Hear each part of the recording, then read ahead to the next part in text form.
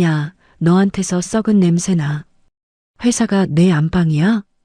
거지 근성 좀 버려라 제발.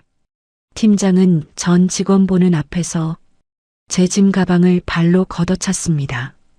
죄송합니다. 씻고 온다고 씻었는데 수치스러웠습니다. 쥐구멍이라도 숨고 싶었습니다.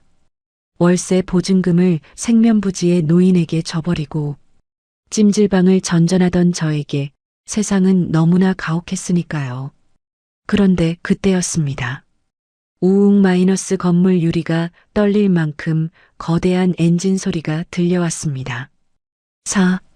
사장님, 밖에 좀 보세요. 벤츠가 수십 대가 깔렸습니다.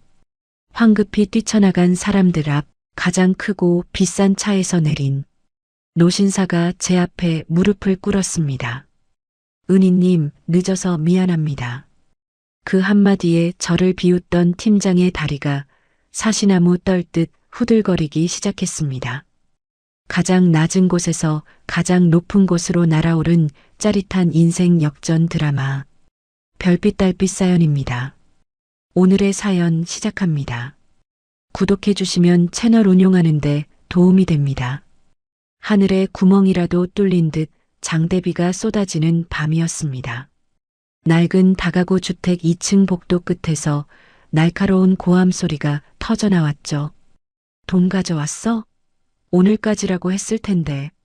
집주인 여자가 팔짱을 낀 채 이서연을 내려다보며 소리쳤습니다. 서연은 빗물에 젖은 우산을 접지도 못한 채 고개를 푹 숙였어요. 그녀의 손은 가방 끈을 하얗게 질릴 정도로 꽉 쥐고 있었죠. 아줌마, 저기 며칠만 더 여유 주시면 안 될까요? 제가 월급 들어오면 바로. 시끄러워. 너 지난번에도 그랬잖아. 세금 때문에 골치 아프니까 무조건 현금으로 가져오라고 했지? 300만 원. 안 가져왔으면 당장 짐 빼. 집주인 여자가 서연의 코앞까지 손바닥을 들이밀며 윽박질렀습니다. 서연은 입술을 깨물었어요. 사실 돈은 있었습니다. 가방 깊숙한 곳, 은행 봉투에 담긴 5만 원권 60장. 지난 1년 동안 점심값을 아끼고 주말에는 편의점 아르바이트까지 뛰며 악착같이 모은 피 같은 돈이었죠. 이 돈 300만 원은 단순한 현금이 아니었습니다. 부모님 없이 혼자 서울 하늘 아래서 버텨온 서연에게는 유일한 방패이자 자존심이었으니까요. 왔어요. 서연이 기어 들어가는 목소리로 대답했습니다. 그럼 빨리 내놔. 사람 똥개 훈련시키는 것도 아니고 원. 집주인 여자가 재촉하며 발을 구르자 복도 센서 등이 깜빡거렸습니다. 서연은 떨리는 손으로 가방 지퍼를 열려다가 멈칫했습니다. 지금 바로 드릴게요. 그런데 방금 은행에서 찾아오느라 비를 좀 맞아서요. 잠깐만 들어갔다 나오면 안 될까요? 참나. 도망이라도 갈까봐 그래. 알았으니까 5분 내로 가지고 내려와. 1층에 있을 테니까. 집주인 여자가 혀를 차며 계단을 내려갔습니다. 서연은 도망치듯 옥탑방으로 들어와 문을 잠갔어요. 습기 찬 좁은 방, 곰팡이 핀 벽지가 그녀를 반겼습니다. 서연은 책상 위에 가방을 내려놓고 가쁜 숨을 몰아쉬었습니다. 후. 괜찮아, 이서연. 이제 됐어. 이 돈 주면 쫓겨나진 않아. 서연은 가방 속에서 두툼한 은행 봉투를 꺼냈습니다. 노란 고무줄로 묶인 5만 원권 뭉치가 형광등 불빛 아래서 묘한 안도감을 주었죠. 그녀는 봉투를 챙겨 들고 다시 우산을 집어들었습니다. 빨리 1층으로 내려가서 이 지긋지긋한 독촉을 끝내고 싶었으니까요. 서연이 1층 현관을 나서자 다시 차가운 빗줄기가 얼굴을 때렸습니다. 주인집 초인종을 누르려던 서연의 눈에 골목 어기 쓰레기장 옆에 있는 검은 형체가 들어왔습니다. 처음에는 누가 버린 검은 비닐봉지인 줄 알았죠. 하지만 자세히 보니 사람이었습니다. 누군가 빗물에 젖은 라면 박스를 뒤집어 쓴 채 웅크리고 있었어요. 으, 으, 빗소리 사이로 짐승이 우는 듯한 신음소리가 들려왔습니다. 서연은 주인집 대문을 바라보다가 발길을 돌려 쓰레기장 쪽으로 다가갔습니다.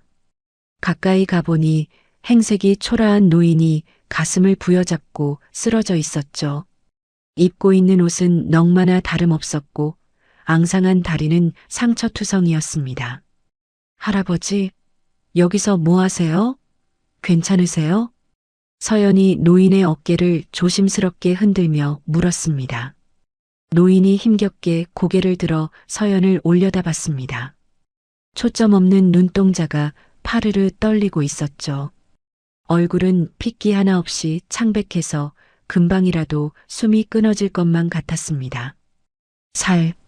살려주오. 가슴이 너무 아파. 어머 세상에. 119 부를게요.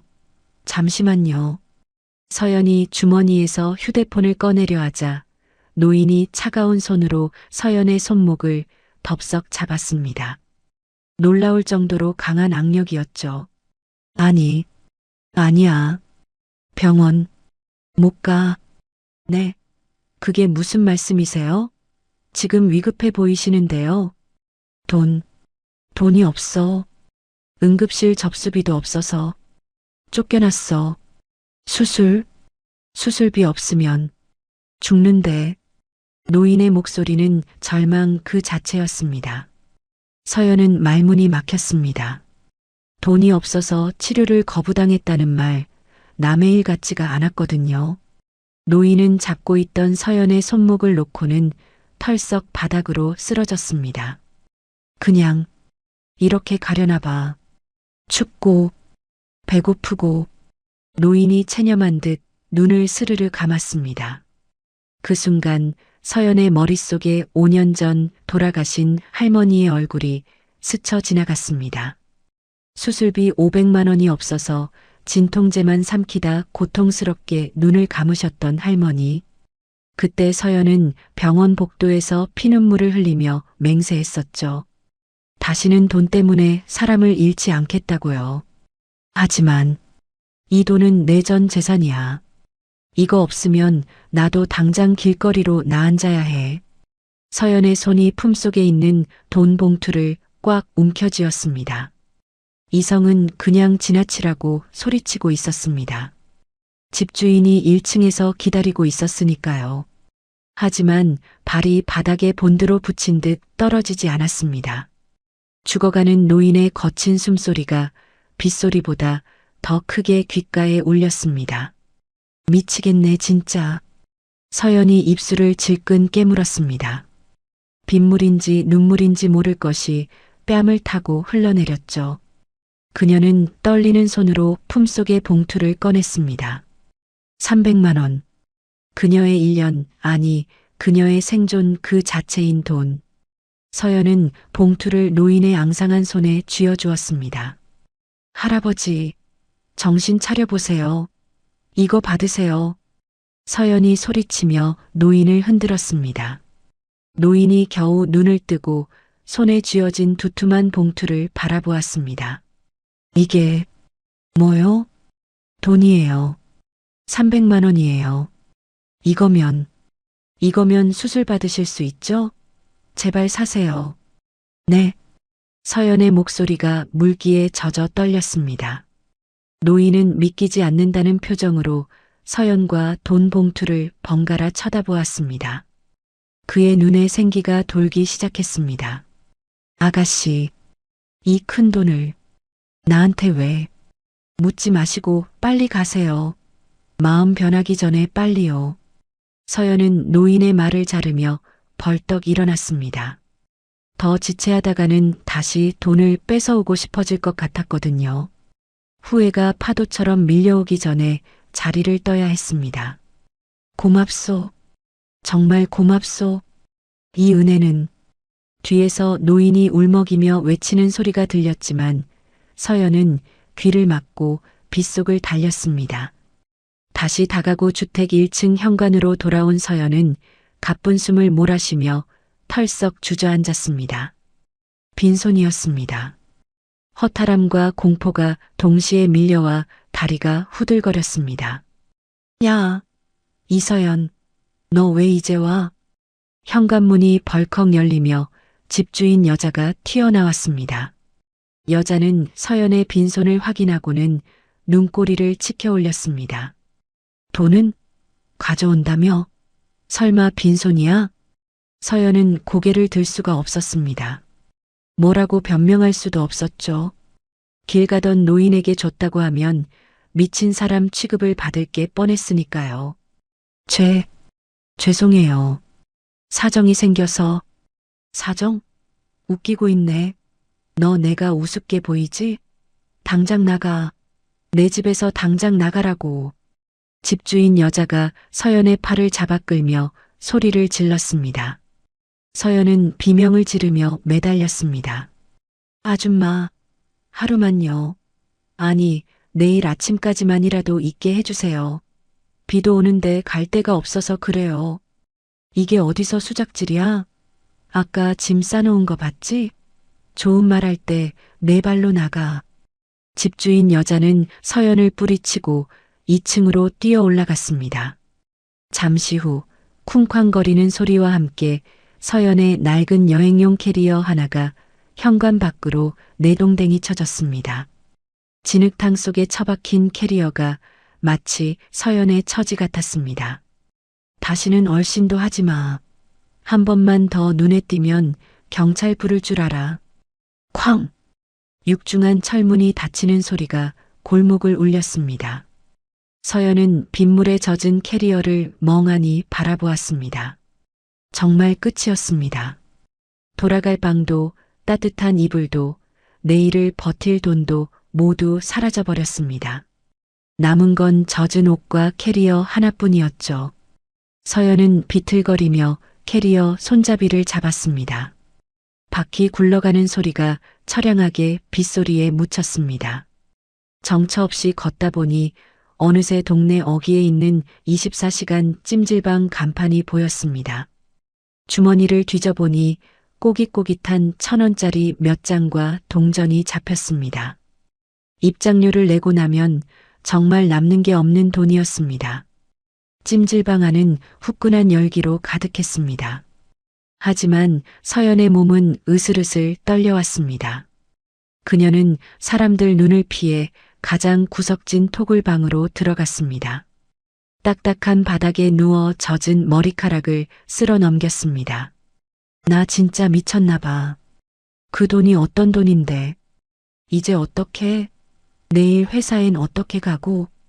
현실적인 걱정이 밀려오자 참았던 눈물이 터져 나왔습니다. 서연은 입을 틀어막고 소리 죽여 울었습니다. 자신이 한 행동이 잘한 일인지 아니면 인생을 망친 멍청한 짓인지 알 수 없었습니다. 그저 할머니가 너무 보고 싶을 뿐이었죠. 할머니, 나 잘한 거 맞지? 할머니도 하늘에서 보고 있지? 서연은 무릎을 끌어안고 웅크렸습니다. 그녀가 살린 그 노인은 지금쯤 병원에 갔을까요? 아니면 돈만 들고 도망쳤을까요? 알 수 없는 노릇이었습니다. 하지만 분명한 건 서연의 내일은 지옥일 거라는 사실이었습니다.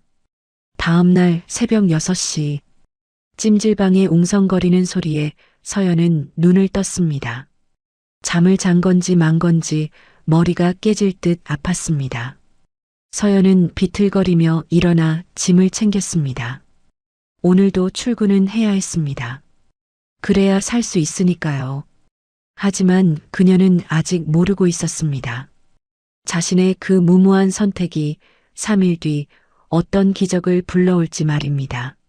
새벽 6시 텅 빈 사무실 화장실에서 물소리가 요란하게 울렸습니다. 이서연이 세면대 앞에 허리를 숙인 채 찬물로 머리를 감고 있었죠. 살을 애는 듯한 찬물이 정수리에 닿을 때마다 서연의 어깨가 파르르 떨렸습니다. 편의점에서 가장 싼 속옷을 사서 갈아입기는 했지만 겉옷은 어제 비에 젖은 블라우스 그대로였습니다. 핸드 드라이어의 미지근한 바람으로 아무리 말려봐도 눅눅한 냄새는 좀처럼 빠지지 않았습니다. 제발, 티나지 마라. 제발. 서연이 거울을 보며 구겨진 블라우스 깃을 손으로 다림질하듯 문질렀습니다. 충혈된 눈과 푸석푸석한 피부는 화장으로도 가려지지 않았죠. 서연은 억지로 입꼬리를 올리며 미소를 지어 보였지만 거울 속의 여자는 금방이라도 울음을 터뜨릴 것 같았습니다. 오전 9시 직원들이 하나둘 출근하기 시작했습니다. 서연은 죄인처럼 고개를 숙인 채 모니터만 뚫어져라 쳐다봤습니다. 그때 사무실 문이 벌컥 열리며 최 팀장이 들어왔습니다. 그는 들어오자마자 코를 킁킁거리더니 인상을 찌푸렸습니다. 어우, 이게 무슨 냄새야? 어디서 걸레 쉰내 같은 게 나는데? 최 팀장의 시선이 정확히 서연에게 꽂혔습니다. 그는 서연의 자리로 성큼성큼 다가와서 책상을 톡톡 두드렸습니다. 이서연 씨, 어제 집 안 들어갔어? 꼴이 그게 뭐야? 서연이 화들짝 놀라 자리에서 일어났습니다. 아, 죄송합니다. 사정이 좀 있어서. 사정? 무슨 사정? 뭐 어디서 노숙이라도 했어? 머리는 떡져가지고 옷에서는 냄새나고. 여기가 회사지 내 안방이야? 최 팀장의 목소리가 커지자 주변 직원들이 킥킥거리며 쳐다봤습니다. 서연의 얼굴이 홍당무처럼 붉어졌습니다. 쥐구멍이라도 있으면 숨고 싶었죠. 죄송합니다. 씻고 온다고 씻었는데. 씻긴 뭘 씻어. 냄새나서 옆에 가지를 못하겠네. 진짜. 너 때문에 사무실 공기 탁해지는 거 안 보여? 기본 예의가 없네, 예의가. 최 팀장은 손으로 코를 부채질하며 혐오스럽다는 표정을 지었습니다. 그러고는 들고 있던 서류 뭉치를 서연의 가슴팍에 툭 던졌습니다. 서류들이 바닥으로 어지럽게 흩어졌습니다. 이거 김대리가 하던 발주건인데 네가 마무리해. 이번에 수량 펑크난 거 네가 책임지고 수습하고 사유서 써서 올려. 오늘 점심 전까지. 네. 이건 김대리님이 잘못 입력하신 거잖아요. 제가 왜? 야, 말대꾸하지 마. 정규직 김대리가 바쁘면 파견직인 네가 돕는 게 당연한 거 아니야? 억울하면 너도 시험 봐서 정규직 하든가. 능력도 없는 게 자존심만 세서. 최 팀장은 혀를 끌끌 차며 자기 자리로 돌아갔습니다. 김대리는 미안해하기는커녕 고소하다는 듯 서연을 보고 비웃고 있었습니다. 서연은 바닥에 흩어진 서류를 주우며 입술을 깨물었습니다. 손톱이 손바닥을 파고들었지만 마음의 상처가 더 쓰라렸습니다. 점심시간이 되자 직원들은 335 짝을 지어 맛집 이야기를 하며 나갔습니다. 서연은 지갑을 열어봤습니다. 남은 돈은 동전 몇 개가 전부였습니다. 그녀는 탕비실 구석에 있는 컵라면 하나를 꺼내 들고 도망치듯 사무실을 빠져나왔습니다. 엘리베이터를 탈 엄두도 내지 못하고 비상구 계단을 올랐습니다. 14층 계단참, 먼지 쌓인 구석 자리가 그녀의 식당이었습니다. 후루룩, 덜 익은 면발이 목구멍을 타고 넘어갔습니다. 눈물이 핑 돌았습니다. 300만 원. 그 돈이면 지금쯤 따뜻한 김치찌개에 밥을 말아먹고 있었을 텐데. 아니, 적어도 냄새난다는 소리는 안 들었을 텐데. 바보 같아. 진짜 바보 같아, 이서연. 서연이 젓가락을 내려놓고 무릎에 얼굴을 파묻으려는 찰나였습니다. 계단 아래쪽에서 웅성거리는 소리가 들려왔습니다. 이거 뭐야? 누가 여기다 쓰레기를 버려놨어? 청소 용역 아주머니들의 목소리였습니다. 서연의 심장이 덜컥 내려앉았습니다. 그녀가 몰래 창고 구석에 숨겨뒀던 여행용 캐리어를 발견한 모양이었습니다. 아이고, 이게 뭐야? 옷까지네. 누가 회사에서 살림을 차렸나? 아주머니들이 캐리어를 질질 끌고 1층 로비 쪽으로 나오는 소리가 들렸습니다. 서연은 먹다 망 컵라면을 내팽개치고 계단을 뛰어내려갔습니다. 로비에는 점심을 먹고 돌아오던 직원들과 최 팀장이 모여 있었습니다. 이게 다 뭡니까? 누구 거예요? 최 팀장이 캐리어를 발로 툭툭 찼습니다. 지퍼가 살짝 열린 캐리어 사이로 서연의 낡은 티셔츠와 양말이 삐져나와 있었습니다. 서연이 숨을 헐떡이며 로비로 뛰어들었습니다. 제 거예요. 손대지 마세요. 서연이 최 팀장 앞을 가로막으며 캐리어를 낚아챘습니다. 순간 정적이 흘렀습니다.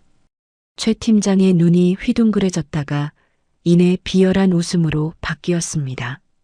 아, 이서연 씨 거였어? 난 또 누가 쓰레기 투기한 줄 알았지. 아니, 진짜 집 나왔어? 그래서 아침부터 그 꼴로 온 거야? 와, 대단하다 대단해. 회사가 아주 무료 숙박업소인 줄 아나 봐. 너 이러려고 취직했냐? 거지 근성도 정도껏 해야지. 쪽팔리지도 않아? 동료들이 입을 가리고 수군거렸습니다. 진짜 노숙자인가 봐. 월세 밀려서 쫓겨났대? 어쩐지 냄새나더라. 비수 같은 말들이 서연의 고막을 찔렀습니다. 서연은 캐리어 손잡이를 꽉 잡은 채 고개를 들지 못했습니다. 너무 수치스러워서 눈물조차 나오지 않았습니다. 치워. 최 팀장이 싸늘하게 말했습니다. 당장 눈앞에서 치우라고. 회사 이미지 똥칠하지 말고. 그리고 너 내일까지 10년치. 매출 데이터 싹 다 정리해서 엑셀로 넘겨. 못하면 그 가방 싸들고 그대로 나가. 알았어? 최 팀장은 서연의 어깨를 밀치고 엘리베이터로 향했습니다. 직원들도 힐끔거며 그 뒤를 따랐습니다. 덩그러니 남겨진 서연은 삐져나온 옷가지를 억지로 캐리어에 구겨 넣었습니다. 손이 떨려서 지퍼가 잘 잠기지 않았습니다. 그날 밤 서연은 퇴근하지 않았습니다. 아니, 퇴근할 곳이 없었습니다. 그녀는 텅 빈 사무실에서 밤새 키보드를 두드렸습니다. 졸음이 쏟아지면 허벅지를 꼬집었고 배가 고프면 탕비실 믹스커피를 타 마셨습니다. 설탕물로 겨우 버티는 하루하루였습니다. 그렇게 지옥 같은 3일이 지났습니다. 서연의 몰골은 말이 아니었습니다. 눈 밑에는 다크서클이 턱까지 내려왔고 입술은 바짝 말라 터져 있었죠. 빈속에 커피만 들이부은 탓에 위장이 꼬일 듯이 아팠습니다. 오후 2시 서연은 모니터 옆에 붙여두었던 노란색 포스트잇을 멍하니 바라봤습니다.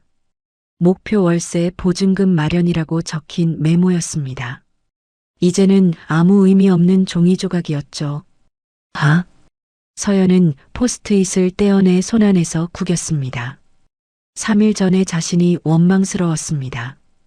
그 할아버지가 뭐라고, 내가 무슨 착한 사람이라고. 결국 남은 건 빚더미와 비참한 현실뿐이었습니다. 엄마, 나 너무 힘들어. 그냥 다 그만두고 싶어. 서연이 책상에 엎드려 흐느꼈습니다. 더 이상 버틸 힘이 없었습니다. 그냥 이대로 잠들어서 내일이 오지 않았으면 좋겠다는 생각뿐이었죠. 사무실의 정막 속에 서연의 울음소리만 작게 울려 퍼졌습니다. 그때였습니다. 조용하던 사무실 바닥으로 미세한 진동이 느껴졌습니다. 지진인가 싶을 만큼 묵직한 울림이었습니다. 동시에 창밖에서 웅웅거리는 중저음의 엔진 소리가 들려오기 시작했습니다. 한두 대의 차 소리가 아니었습니다. 마치 거대한 맹수떼가 몰려오는 듯한 소리였죠. 뭐야? 무슨 소리야? 졸고 있던 김대리가 고개를 들었습니다. 서연도 눈물을 닦고 고개를 들었습니다. 창가 쪽에 앉아있던 직원이 블라인드를 걷어올리며 밖을 내다봤습니다. 허? 저게 뭐야? 야, 다들 와서 이것 좀 봐. 대박이야. 직원의 비명에 가까운 외침에 사람들이 창가로 우르르 몰려갔습니다. 서연은 자리에서 일어날 기운조차 없어 멍하니 앉아 있었습니다. 하지만 창밖을 보던 직원들의 눈은 경악으로 커져 있었죠.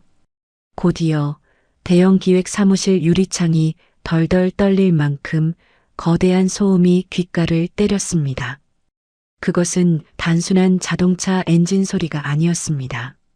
마치 거대한 맹수가 포효하는 듯한 묵직하고 압도적인 울림이었죠. 창가에 붙어 있던 직원의 비명에 가까운 외침이 사무실의 정적을 찢었습니다. 사장님, 빨리 나와보세요. 지금 회사 앞이 난리가 났습니다. 사장실에서 낮잠을 자던 박 사장이 슬리퍼 바람으로 뛰쳐나왔습니다. 최 팀장도 하던 욕설을 멈추고 창가로 달려가 블라인드를 확 젖혔습니다. 그들의 눈앞에 믿기 힘든 광경이 펼쳐지고 있었죠. 회사가 위치한 좁은 2차선 이면도로를 칠흑같이 검은색 최고급 세단 10여 대가 가득 메우고 있었습니다. 차량 앞쪽에는 삼각별 엠블럼이 번쩍였고 그 위용은 마치 왕의 행차를 호위하는 군대 같았습니다. 동네 주민들도 가던 길을 멈추고 입을 벌린 채 구경하고 있었죠. 저거 마이바흐 아니야? 한 대에 5억이 넘는 차가 왜 우리 회사 앞에? 최 팀장이 침을 꼴깍 삼키며 뒷걸음질 쳤습니다. 박 사장의 얼굴에 화색이 돌기 시작했습니다. 그는 자신의 배를 문지르며 눈을 반짝였습니다. 야, 최 팀장. 이거 본사에서 온 거 아니야? 우리 이번에 납품 기한 맞췄다고 회장님이 격려차 오신 것 같은데? 맞습니다, 사장님. 역시 우리 사장님 인맥이 보통이 아니시네요. 태성그룹 본사에서 이렇게 대규모로 오다니. 두 사람은 김칫국을 사발로 들이키며 호들갑을 떨기 시작했습니다. 서연은 멍하니 자리에 앉아 창밖을 바라볼 뿐이었습니다. 머리가 웅웅거리고 눈앞이 흐릿해서 상황 파악이 잘 되지 않았거든요. 야, 다들 뭐해? 동작 그만. 빨리 튀어나와. 본사 귀빈 오셨는데 앉아 있을 거야? 박 사장의 불호령에 직원들이 허둥지둥 의자에서 일어났습니다. 최 팀장은 넥타이를 고쳐 매며 직원들을 향해 손짓했습니다. 입구에 일렬로 서 복장 단정히 하고 웃으라고. 실수하면 다 죽을 줄 알아. 사무실은 순식간에 아수라장이 되었습니다. 서연도 엉겁결에 인파에 떠밀려 1층 로비 밖으로 나왔습니다. 따가운 햇살 아래 검은 세단 행렬이 회사 정문 바로 앞에 멈춰 섰습니다. 위압감이 대단했습니다. 숨소리조차 내기 힘든 긴장감이 골목을 채웠죠. 끼잉 마이너스. 선두 차량과 후미 차량의 문이 동시에 열렸습니다. 귀에 무전기를 꽂은 건장한 체격의 경호원. 20명이 칼군무처럼 절도 있게 내렸습니다. 그들은 순식간에 주변을 통제하고 붉은 카펫이 깔린 듯 길을 텄습니다. 가장 중앙에 있는 가장 크고 웅장한 리무진의 뒷문이 천천히 열렸습니다. 박 사장과 최 팀장은 90도로 허리를 굽힐 준비를 하며 침을 삼켰습니다. 서연은 인파 뒤쪽 구석에 서서 그 광경을 지켜보았습니다. 차에서 내린 사람은 백발을 올백으로 넘긴 노신사였습니다. 최고급 이탈리아산 수트가 그의 몸에 딱 떨어지게 맞았고 손에는 다이아몬드가 박힌 검은 지팡이를 쥐고 있었죠. 주름진 얼굴에는 세월의 연륜과 범접할 수 없는 카리스마가 서려 있었습니다. 바로 국내 재계 서열 1위 태성그룹의 총수 김 회장이었습니다. 아이고, 회장님, 누추한 곳까지 어인걸음이십니까? 영광입니다. 박 사장이 버선발로 달려나가며 허리를 폴더처럼 접었습니다. 최 팀장도 그 뒤를 따르며 비굴한 미소를 지었죠. 어서 오십시오. 대형기획팀장 최명수입니다. 저희가 깍듯이 모시겠습니다. 하지만 김 회장은 그들에게 눈길조차 주지 않았습니다. 마치 투명 인간을 대하듯 그들을 스쳐 지나갔죠. 김 회장의 매서운 눈빛은 오직 한 곳, 직원들이 도열해 있는 로비 입구 쪽을 샅샅이 훑고 있었습니다. 그의 눈빛이 무언가를, 아니 누군가를 애타게 찾고 있는 듯 했습니다. 회장님? 무시당한 박 사장이 머쓱해하며 최 팀장을 쳐다봤습니다. 최 팀장도 당황해서 어쩔 줄 몰라 했죠. 그때 김 회장의 시선이 구석에 서 있는 서연에게서 멈췄습니다. 서연은 3일 동안 감지 못한 머리에 꼬질꼬질한 블라우스, 그리고 슬리퍼를 신은 초라한 모습이었습니다. 화려한 벤츠 군단과 너무나 대비되는 모습이었죠. 최 팀장은 김 회장의 시선이 서연을 향하자 기겁을 했습니다. 그는 회사 이미지를 망칠까봐 황급히 서연에게 달려갔습니다. 그리고 서연의 팔을 거칠게 잡아 끌었습니다. 야, 이서연, 너 미쳤어? 여기가 어디라고 기어나와. 최 팀장이 이 사이로 작게 욕설을 내뱉었습니다. 눈치 없어? 회장님 오셨는데 거짓골을 하고 서 있어? 당장 안 꺼져? 저기 창고 뒤로 숨어. 서연이 힘없이 비틀거렸습니다. 안 그래도 3일을 굶어 현기증이 나는데 최 팀장의 완력에 밀려 중심을 잃고 말았죠. 서연이 바닥으로 넘어지려는 찰나였습니다. 그 손 놓지 못해. 천둥 같은 호통 소리가 골목을 쩌렁쩌렁 울렸습니다. 모두가 깜짝 놀라 숨을 멈췄습니다. 김 회장이었습니다. 그는 지팡이로 바닥을 쿵 찍으며 무서운 기세로 다가왔습니다. 회장님, 저기 그게 아니라 이 직원이 좀 모자란 애라.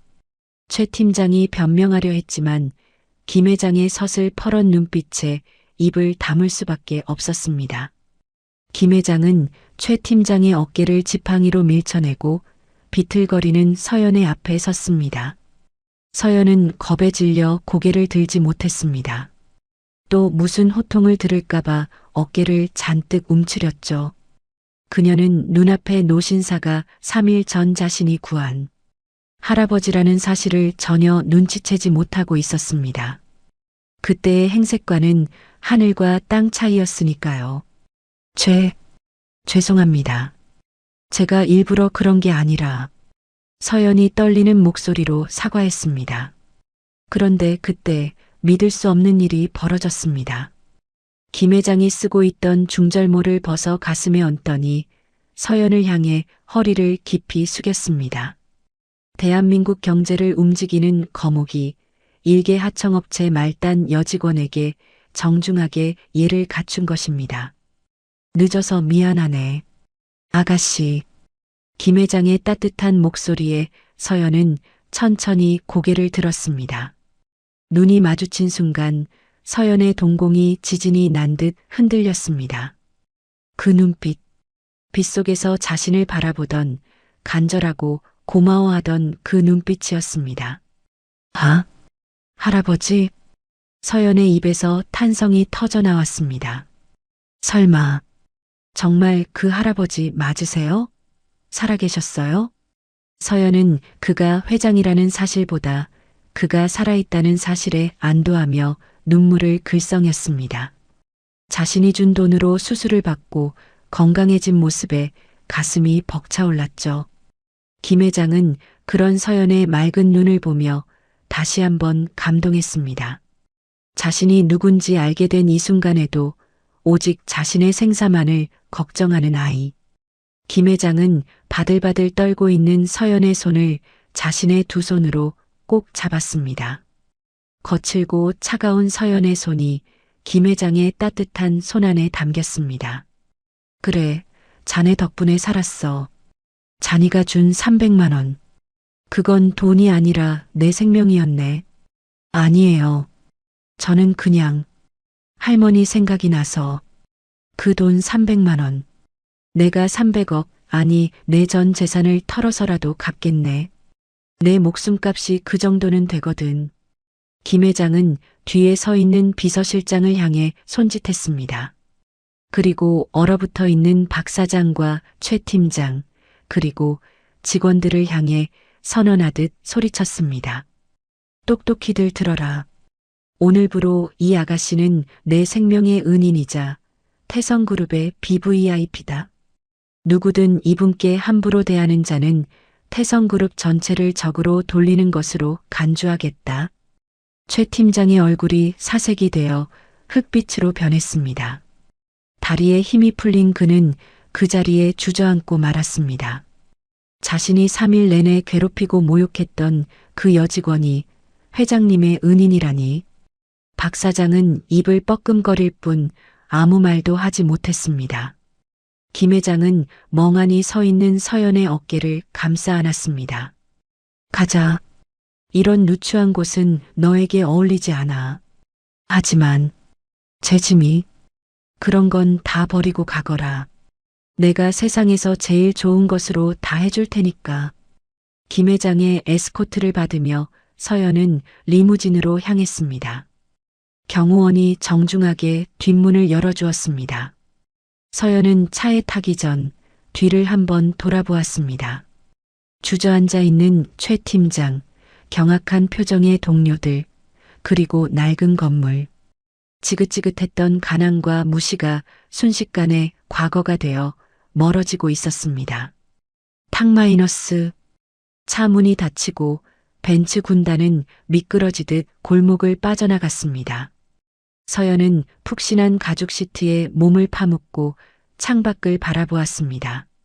비로소 긴장이 풀리며 참았던 눈물이 왈칵 쏟아졌습니다. 그것은 슬픔의 눈물이 아니라 안도와 기쁨의 눈물이었습니다. 1시간 뒤 이서연은 서울 시내가 한눈에 내려다 보이는 최고급 호텔 스위트룸 거실에 앉아 있었습니다. 대리석 바닥에서는 은은한 광택이 흘렀고 공기 중에는 이름 모를 고급스러운 향기가 감돌았죠. 조금 전까지만 해도 곰팡이 핀 옥탑방과 냄새나는 사무실을 전전하던 서연에게는 너무나 비현실적인 풍경이었습니다. 서연은 푹신한 벨벳 소파에 엉덩이를 1cm만 걸친 채 잔뜩 얼어 있었어요. 불편해할 것 없다. 당분간 여기가 내 집이라고 생각하고 편히 지내거라. 김 회장이 소파 맞은편에 앉아 차를 마시며 온화하게 말했습니다. 서연은 손사래를 쳤습니다. 아니에요, 회장님. 이건 너무 과분해요. 저는 그냥 300만 원만 돌려받으면 300만 원은 당연히 갚아야지. 하지만 내가 너에게 주고 싶은 건 돈이 아니라 기회란다. 김 회장은 탁자 위에 놓인 쇼핑백과 봉투를 서연 앞으로 밀어주었습니다. 그 안에는 최고급 브랜드의 정장들과 사원증, 그리고 한도가 없는 법인 카드가 들어 있었죠. 내일부턴 우리 본사 비서실로 출근해라. 네가 가진 그 따뜻한 심성이 내 회사에도 필요해. 이건 보상이 아니라 사람 볼 줄 아는 내가 너에게 하는 투자다. 하지만 회장님, 저는 스펙도 없고 할 줄 아는 것도 없는데요. 사람 살리는 용기가 있는데 스펙이 무슨 소용이냐. 가서 씻고 좀 쉬거라. 내일 아침에 보자꾸나. 김 회장은 인자한 미소를 남기고 방을 나갔습니다. 홀로 남겨진 서연은 떨리는 손으로 사원증을 집어들었습니다. 태성그룹 전략기획실 이서연. 꿈만 같았습니다. 서연은 통유리창 너머로 반짝이는 서울의 야경을 바라보며 다짐했습니다. 회장님의 믿음을 저버리지 않겠다고, 반드시 쓸모 있는 사람이 되겠다고 말이죠. 다음 날 아침 8시 호텔 로비로 내려온 서연의 모습은 180도 달라져 있었습니다. 김 회장이 선물한 남색 정장은 서연의 몸에 맞춤옷처럼 딱 떨어졌고 깨끗하게 감은 머리는 단정하게 묶여 있었죠. 어제의 꾀죄죄한 모습은 온데간데 없고 말끔하고 당찬 커리어 우먼이 거울 속에 있었습니다. 이서연 씨? 로비 소파에 앉아있던 한 남자가 서류를 덮으며 일어났습니다. 날카로운 턱선, 차가운 눈매, 그리고 숨막힐 듯 완벽한 수트핏. 태성그룹의 황태자이자 전략기획실 전무 강도진이었습니다. 그는 서연을 머리끝부터 발끝까지 훑어보더니 비웃듯 입꼬리를 한쪽만 올렸습니다. 할아버지가 노망이 나셨나 했더니 실물을 보니 이유를 알겠군. 꽤 반반하게 생겼네. 서연은 당황해서 뒷걸음질 쳤습니다. 첫 만남부터 노골적인 적대감이 느껴졌으니까요. 누구세요? 나, 강도진 전무. 앞으로 당신 상사가 될 사람이지. 도진은 서연에게 성큼성큼 다가왔습니다. 압도적인 키 차이와 서늘한 향수 냄새가 서연을 위협했죠. 도진은 서연의 코앞까지 얼굴을 들이밀며 나지막하게 속삭였습니다. 작전 좋았어. 할아버지가 신분 숨기고 그 동네 암행하시는 거 어떻게 알았지? 흥신소라도 썼나? 그게 무슨 말씀이세요? 저는 그분이 회장님인 줄 꿈에도 몰랐어요. 꿈에도 몰랐는데 전 재산을 털어줬다? 요즘 세상에 지나가는 개가 웃겠네. 도진은 팔짱을 끼고 서연을 내려다보았습니다. 그의 눈빛은 확신에 차 있었습니다. 서연을 철저히 계산적인 꽃뱀으로 단정 짓고 있었죠. 300만 원이라. 너무 적지도 많지도 않게 딱 동정심 유발하기 좋은 금액으로 세팅했더군. 얼마를 뜯어낼 생각이었는지는 모르겠지만 적당히 하고 떨어져. 우리 할아버지 정에 약한 분이라 내 연기에 속으신 모양인데 나는 안 속아. 서연의 얼굴이 붉게 달아올랐습니다. 수치심과 억울함이 동시에 밀려왔습니다. 하지만 서연은 피하지 않았습니다. 그녀는 도진의 눈을 똑바로 쳐다보며 또박또박 대꾸했습니다. 말씀이 너무 지나치시네요. 전무님 눈에는 세상 모든 진심이 다 돈으로 계산되나 보죠? 그날 밤 그분은 회장님이 아니라 당장 숨이 넘어가는 환자였을 뿐이에요.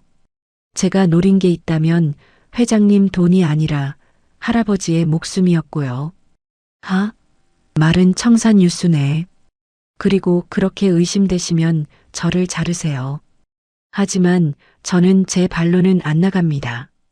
회장님이 주신 기회, 제 실력으로 증명해 보일 거니까요. 서연의 당돌한 태도에 도진은 말문이 막혔습니다. 보통은 겁먹어서 울거나 변명을 늘어놓기 마련인데 이 여자는 눈 하나 깜짝하지 않았으니까요. 도진의 미간이 찌푸려졌습니다. 뻔뻔한 건지 아니면 진짜 당당한 건지 헷갈리기 시작했습니다. 좋아. 기회를 달라고 했지? 그럼 증명해봐. 도진은 서연을 데리고 본사 사무실로 향했습니다. 태성그룹 전략기획실. 대한민국 최고의 엘리트들만 모인다는 곳이었습니다. 서연이 들어서자 사무실 전체에 정적이 흘렀습니다. 직원들은 서연을 힐끔거리며 수군거렸습니다. 저 여자야? 회장님이 직접 데려왔다는 낙하산? 어우, 고졸 파견직 출신이라며? 완전 신데렐라네. 전무님 표정 봐. 딱 봐도 싫어하시는데? 따가운 시선들이 화살처럼 날아와 꽂혔습니다. 서연은 주먹을 꽉 쥐고 버텼습니다. 도진은 자신의 집무실에서 산더미 같은 박스들을 가리켰습니다. 사람 키보다 높게 쌓인 먼지 묵은 서류 상자들이었습니다. 이거 우리 계열사 하청업체들이랑 맺은 지난 10년치 계약 서류야. 전산화도 안 된 것들이지. 이걸 다요? 응. 여기서 불공정 거래나 특이사항 있는 거 싹 다 분석해서 엑셀로 정리해. 기한은 일주일. 못하면 내 발로 나가는 거야. 알겠나? 도진은 의자에 비스듬히 앉아 서연을 바라보았습니다. 누가 봐도 불가능한 업무량이었습니다. 그냥 포기하고 나가라는 무언의 압박이었죠. 하지만 서연은 박스를 노려보며 입술을 깨물었습니다. 알겠습니다. 해내겠습니다. 서연은 그 길로 박스 하나를 들고 자신의 자리로 갔습니다. 그리고 그날부터 서연의 전쟁이 시작되었습니다. 서연은 김 회장이 마련해준 호텔에도 가지 않았습니다. 자신의 힘으로 번 돈이 아니면 의미가 없다고 생각했기 때문이죠. 그녀는 회사 근처에 월 30만 원짜리 좁은 고시원을 구했습니다. 퇴근 후에는 고시원에서 쪽잠을 자고 새벽같이 출근해 먼지 구덩이 속에서 서류와 씨름했습니다. 콜록, 콜록. 사무실 구석, 서연의 자리는 서류 먼지로 뿌옇게 흐려져 있었습니다. 서연은 마스크를 쓴 채 돋보기로 깨알 같은 글씨들을 읽어내려갔습니다. 단순히 정리만 하는 게 아니었습니다. 대형 기획에서 당했던 서름이 있었기에 하청업체들이 어떤 독소 조항 때문에 고통받는지 누구보다 잘 알고 있었죠. 단가 후려치기, 납품 기한 위반 시 위약금 10배. 세상에, 이건 계약서가 아니라 노예 문서잖아. 서연은 분노하며 붉은 펜으로 문제점들을 체크해 나갔습니다. 손가락은 종이에 베어 반창고 투성이었고 눈은 충혈되어 터질 것 같았지만 멈추지 않았습니다. 이것은 단순한 업무가 아니라 과거의 자신과 동료들을 위한 싸움이기도 했으니까요. 새벽 2시 모두가 퇴근한 텅 빈 사무실. 전무실 안에서 도진이 블라인드 사이로 밖을 내다보고 있었습니다. 아직도 불이 켜진 자리가 하나 있었죠. 이서연이었습니다. 그녀는 졸음을 쫓으려는지 허벅지를 주먹으로 두드리며 모니터에 무언가를 미친 듯이 입력하고 있었습니다. 독한 여자네. 며칠 하다 도망갈 줄 알았더니. 도진이 팔짱을 끼며 중얼거렸습니다. 처음엔 오기라고 생각했습니다. 하지만 벌써 5일째 서연은 요령 한번 피우지 않고 무식할 정도로 일만 하고 있었습니다. 호텔도 마다하고 고시원에서 지낸다는 보고도 들었습니다. 도진의 마음속에 견고했던 의심의 벽에 아주 미세한 균열이 생기기 시작했습니다. 어디까지 하나 보자고. 도진은 묘한 표정으로 서연을 응시했습니다. 그녀의 굽은 등에서 뿜어져 나오는 절박함이 왠지 모르게 도진의 시선을 자꾸만 잡아 끌었습니다. 서연이 작성하고 있는 그 보고서가 태성그룹의 어떤 파장을 불러올지 그때는 도진도 서연도 알지 못했습니다. 일주일 뒤 태성그룹 본사 대회의실에는 살얼음판 같은 침묵이 감돌았습니다. 상석에 앉은 외국인 투자자 제임스 대표는 불쾌한 표정으로 계약서를 탁 소리나게 덮었습니다. 실망이군요. 태성그룹은 하청업체 관리가 전혀 안 되고 있어요. 이런 불안정한 공급망을 가진 회사와는 계약할 수 없습니다. 철수하겠습니다. 통역사가 말을 전하자 임원들의 얼굴이 사색이 되었습니다. 이번 계약은 태성그룹의 하반기 운명이 걸린 초대형 프로젝트였으니까요. 아니, 제임스 대표님, 오해입니다. 저희는 법적으로 아무 법적인 문제가 아니라 윤리적인 문제입니다. 노동 착취 논란이 터지면 우리 브랜드 이미지도 타격을 입는다고요. 제임스 대표가 자리를 박차고 일어나려 했습니다. 다들 어쩔 줄 몰라 발만 동동 구르고 있을 때였죠. 잠시만요. 제임스 대표님, 5분만 시간을 주십시오. 구석에 배석해 있던 이서연이 손을 번쩍 들고 일어났습니다. 임원들이 기겁하며 소리쳤습니다. 이서연 씨, 미쳤어? 여기가 어디라고 끼어들어? 전무님, 당장 저 낙하산 내보내세요. 아주 판을 깨려고 작정을 했네. 임원들이 삿대질했지만 서연은 물러서지 않고 강도진을 바라보았습니다. 그녀의 눈빛은 간절하면서도 확신에 차 있었죠. 도진은 잠시 서연을 응시하더니 낮지만 단호한 목소리로 말했습니다. 앉으세요. 들어봅시다. 전무님, 내가 책임집니다. 계속하세요, 이서연 씨.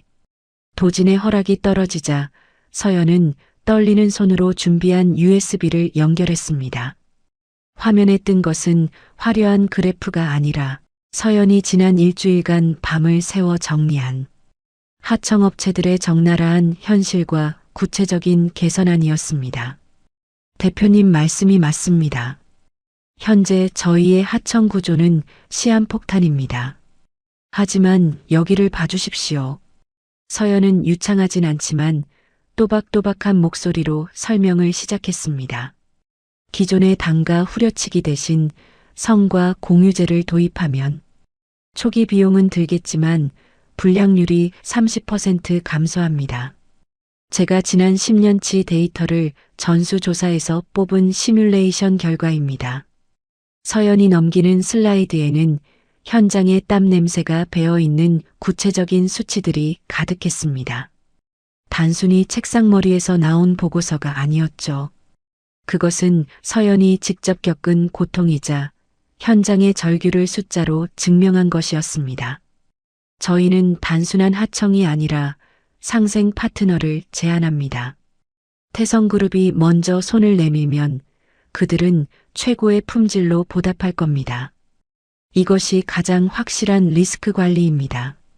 발표가 끝나자 회의실에는 정적이 흘렀습니다.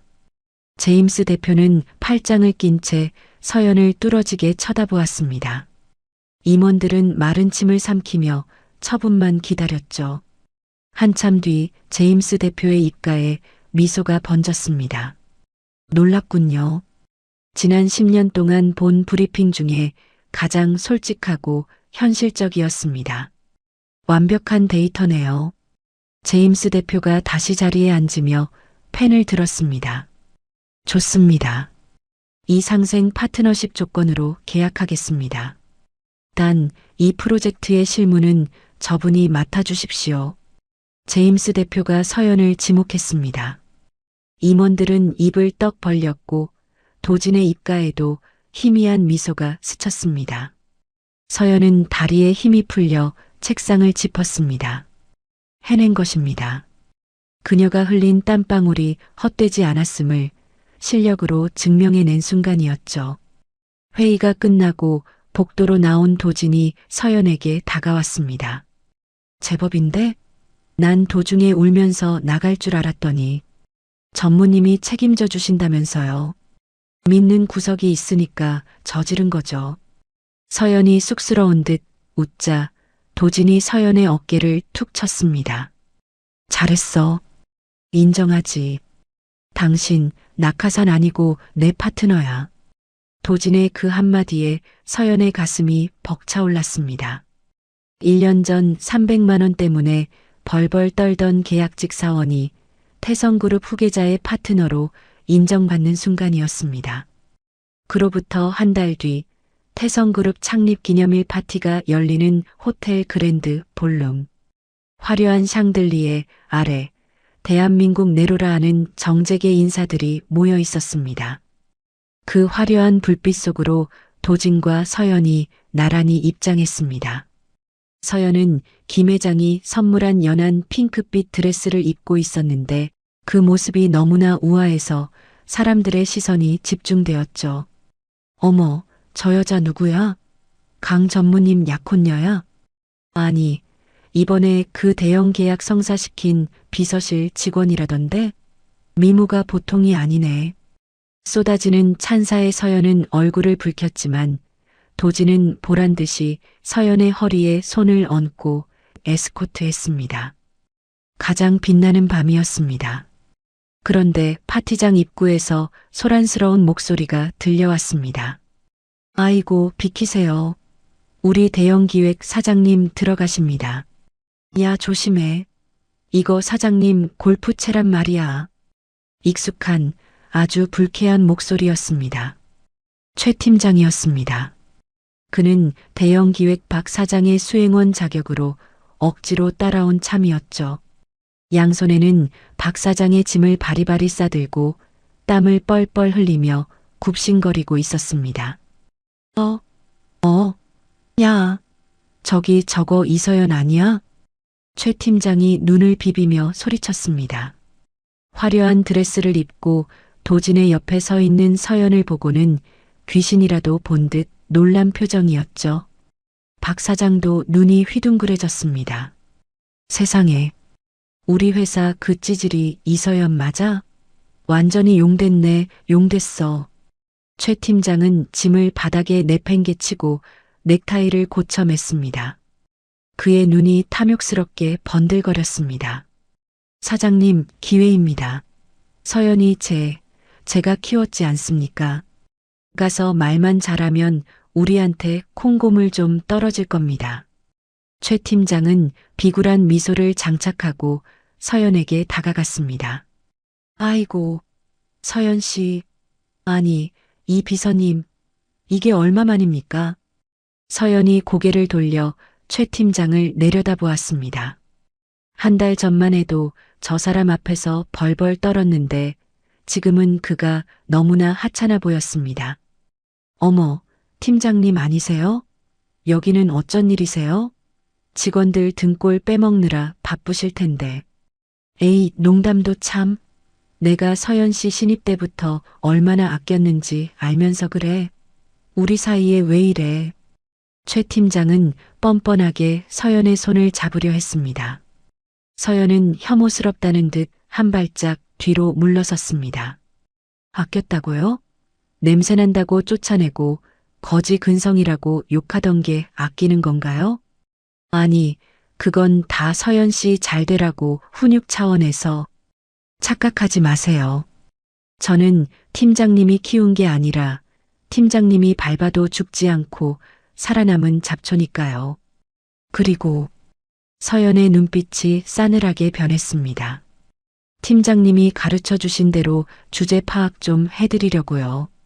서연이 도진에게 눈짓을 하자 대기하고 있던 양복 입은 남자들이 최 팀장을 포위했습니다. 경찰이었습니다. 최명수 씨 되시죠?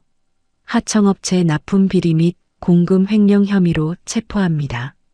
뭐? 횡령? 무슨 소리야? 나 아니야. 증거 있어? 최 팀장이 발악하며 소리쳤습니다. 도진이 품에서 서류 봉투 하나를 꺼내 최 팀장 얼굴 앞에 흔들었습니다. 증거? 여기 차고 넘치는데 어쩌죠? 이서연 씨가 지난 일주일 동안 10년치 장부를 분석하면서 찾아낸 겁니다. 당신이 하청업체들한테 뒷돈 받고 불량 부품 눈 감아준 내역 싹 다 있더군요. 최 팀장의 얼굴이 흙빛이 되었습니다. 서연이 10년치 서류 박스와 씨름했던 진짜 이유가 드러난 순간이었죠. 이서연, 네가 감히 나를 찔러? 내가 너를 어떻게 봐줬는데? 봐준 게 아니라 착취했겠죠. 제 몫의 성과급까지 가로채셨잖아요. 이제 죗값 치르세요. 서연의 단호한 말에 경찰들이 최 팀장의 팔을 꺾어 수갑을 채웠습니다. 이거나 억울해. 박 사장님, 사장님 저 좀 살려주세요. 최 팀장은 끌려가면서 박 사장을 찾았지만 박 사장은 이미 꽁무니가 빠지게 도망친 뒤였습니다. 파티장의 사람들이 끌려가는 최 팀장을 보며 혀를 찼습니다. 악마 같았던 상사의 초라한 최후였습니다. 소란이 정리되고 다시 우아한 왈츠 음악이 흘러나왔습니다. 도진이 서연에게 손을 내밀었습니다. 속이 좀 시원해? 네. 덕분에요. 10년 묵은 체증이 다 내려가는 것 같아요. 그럼 이제 즐겨. 오늘 밤의 주인공은 당신이니까. 서연은 수줍게 웃으며 도진의 손을 잡았습니다. 따뜻하고 단단한 손이었습니다. 도진이 서연의 허리를 감싸 안고 플로어로 이끌었습니다. 모두의 부러움 섞인 시선 속에서 두 사람은 왈츠를 추기 시작했습니다. 가장 낮은 곳에 있던 서연이 가장 높은 곳으로 날아오른 완벽한 밤이었습니다. 하지만 서연은 알지 못했습니다. 이 화려한 조명 뒤 어두운 그림자 속에서 누군가가 독사 같은 눈으로 자신을 노려보고 있다는 것을요. 행복의 정점에서 추락을 예고하는 불길한 기운이 파티장 구석에서 스멀스멀 피어오르고 있었습니다. 하지만 그 행복도 잠시, 다음 날 아침이 밝자마자 태성그룹 전략기획실의 공기는 무겁게 가라앉아 있었습니다. 어젯밤 파티의 여운은 온데간데 없고 살벌한 긴장감이 사무실을 휘감고 있었죠. 이서연이 자리에 앉아 컴퓨터를 켜려는 순간이었습니다. 이서연 씨, 지금 당장 손 떼고 일어나십시오. 검은 양복을 입은 감사팀 직원 5명이 서연의 자리를 에워쌌습니다. 감사팀장이 차가운 표정으로 서연의 모니터 전원을 강제로 꺼버렸죠. 주변 직원들이 놀라서 웅성거리며 일어났습니다. 무슨 일이세요? 제가 뭘 잘못했나요? 서연이 놀란 토끼 눈으로 감사팀장을 올려다보았습니다. 감사팀장은 대답 대신 노란색 서류 봉투를 책상 위에 거칠게 던졌습니다. 봉투 안에서 사진과 입출금 내역서들이 우수수 쏟아져 나왔습니다. 본인 동의하에 개인 물품 및 PC 압수수색합니다. 이서연 씨를 산업기술유출방지법 위반 및 업무상 배임 혐의로 조사하겠습니다. 네, 기술 유출이라뇨? 저는 그런 적 없어요. 연기 그만하시죠. 증거가 이렇게 명백한데. 감사팀장이 턱짓으로 내역서를 가리켰습니다. 서연은 떨리는 손으로 종이를 집어들었습니다. 그것은 서연이 까맣게 잊고 지냈던 5년 전 돌아가신 할머니 명의의 통장 거래 내역이었습니다. 그리고 맨 마지막 줄에 찍힌 숫자를 본 서연의 눈동자가 심하게 흔들렸습니다. 입금 5억 원 입금자 JS홀딩스. 5억? 이게 뭐예요? 전 모르는 돈이에요. 할머니 돌아가시고 이 통장은 쓴 적도 없는데. JS홀딩스, 우리 경쟁사인 JS그룹의 페이퍼 컴퍼니입니다. 어젯밤 당신 PC에서 핵심 신기술 설계도가 그쪽 서버로 전송된 로그 기록도 확보했습니다. 대가가 아주 쏠쏠했나 봅니다. 감사팀장의 비아냥거림에 서연은 숨이 턱 막혔습니다. 머릿속이 하얗게 변했습니다. 어젯밤 자신은 도진과 파티장에 있었고 그 전에는 야근하느라 정신이 없었습니다. 누군가 조작한 게 분명했습니다. 모함이에요. 누군가 제 아이디를 도용한 거예요. 저는 맹세코.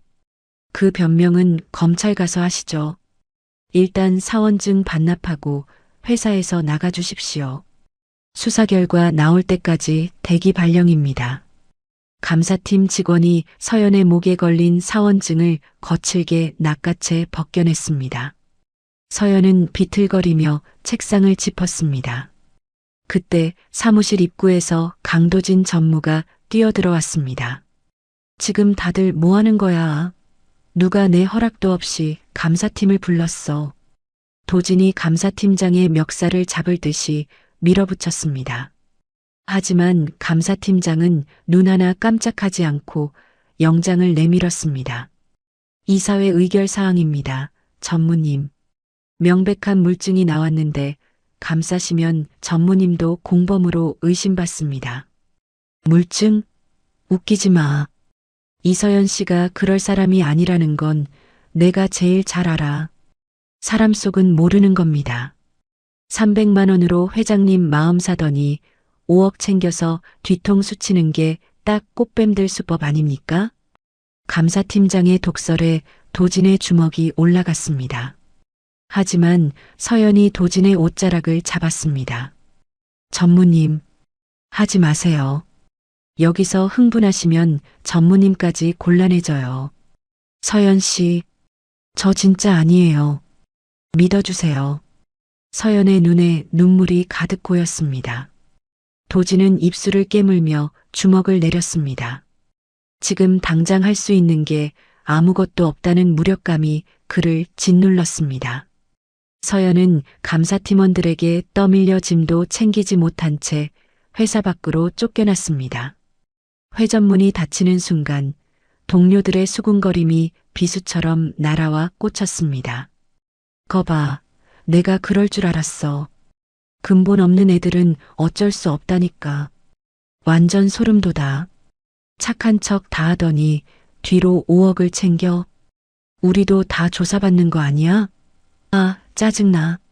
어제까지만 해도 능력 있다. 멋지다며 치켜세우던 사람들이었습니다. 서연은 배신감과 억울함에 가슴을 치며 거리로 나섰습니다. 하늘은 맑았지만 서연의 세상은 다시 칠흑 같은 어둠 속으로 곤두박질 쳤습니다. 같은 시각 태성그룹 회장실. 민 전무가 회심의 미소를 지으며 김 회장 앞에 서류를 내려놓았습니다. 회장님, 이것 좀 보십시오. 제가 뭐라 했습니까? 검증 안 된 외부인을 들이면 사단이 난다고 했지 않습니까? 김 회장은 떨리는 손으로 서연의 기술 유출 증거 자료를 넘겼습니다. 믿고 싶지 않았습니다. 자신의 목숨을 구해준 그 맑은 눈빛이 거짓일 리 없다고 생각했습니다. 하지만 할머니 계좌로 들어온 5억 원이라는 숫자는 너무나 선명했습니다. 이게 정말 그 아이가 한 짓이란 말인가? 네. 아주 계획적이고 지능적인 아이입니다. 회장님의 동정심을 이용해서 접근하고 도진이 마음까지 흔들어 놓고 결국엔 한탕 크게 해서 경쟁사로 넘어가려 한 거죠. 아주 무서운 물건입니다. 민 전무가 혀를 차며 이간질을 계속했습니다. 김 회장의 가슴에 통증이 밀려왔습니다. 배신감보다 사람을 잘못 봤다는 자괴감과 충격이 심장을 조여왔습니다. 회장님, 정신 차리세요. 지금 당장 도진이 직무 정지시키고 수습해야 합니다. 주가가 곤두박질 치고 있어요. 민 전무의 다급한 목소리가 웅웅거리며 멀어졌습니다. 김 회장은 가슴을 부여잡고 신음했습니다. 회장님, 회장님. 비서실장이 뛰어들어왔지만 김 회장은 의식을 잃고 바닥으로 쓰러졌습니다. 쇼크였습니다. 민 전무는 쓰러진 김 회장을 내려다보며 입가에 비릿한 미소를 띄었습니다. 모든 게 자신의 계획대로 돌아가고 있었으니까요. 그날 밤 서연은 서울 변두리의 허름한 모텔 방에 앉아 있었습니다. 김 회장이 마련해준 호텔은커녕 회사 근처 고시원조차 기자들이 깔려 들어갈 수가 없었습니다. 서연은 무릎을 감싸 안고 TV 뉴스를 멍하니 바라보았습니다. 속보입니다. 태성그룹 신데렐라의 두 얼굴. 기술 유출 혐의로 검찰 수사 착수. 김 회장 충격으로 실신. 태성그룹 경영권 승계 빨간불. 화면에는 서연이 쫓겨나는 모습이 모자이크 처리되어 나오고 있었습니다. 앵커의 목소리가 사형 선고처럼 들렸습니다. 아? 회장님이 쓰러지셨대. 서연은 리모컨을 떨어뜨리고 얼굴을 파묻었습니다. 자신 때문에 은인인 회장님이 쓰러지셨다는 죄책감이 밀려왔습니다. 도진에게 전화를 걸어보려 했지만 손이 떨려 번호를 누를 수가 없었습니다. 지금 전화를 걸면 도진마저 위험해질 게 뻔했습니다. 나 때문에, 다 나 때문에.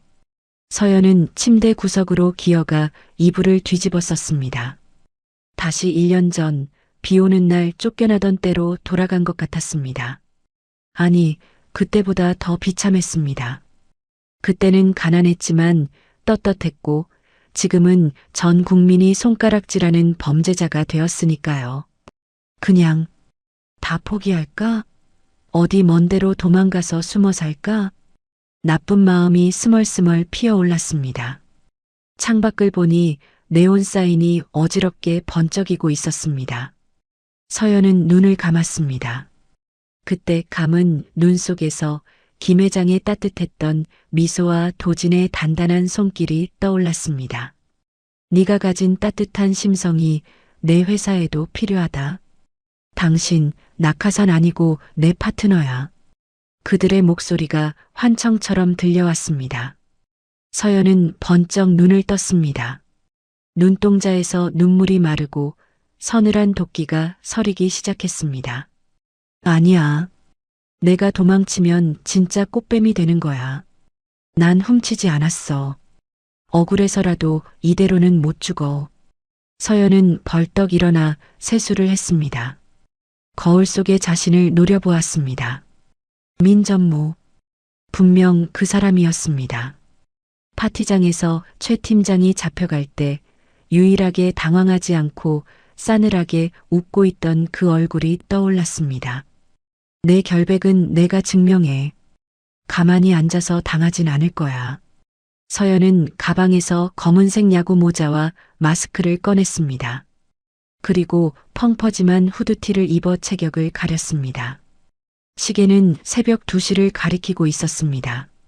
모두가 잠든 시간, 하지만 진실을 밝히기에는 가장 좋은 시간이었습니다. 서연은 모자를 눌러쓰고 모텔 방문을 열었습니다.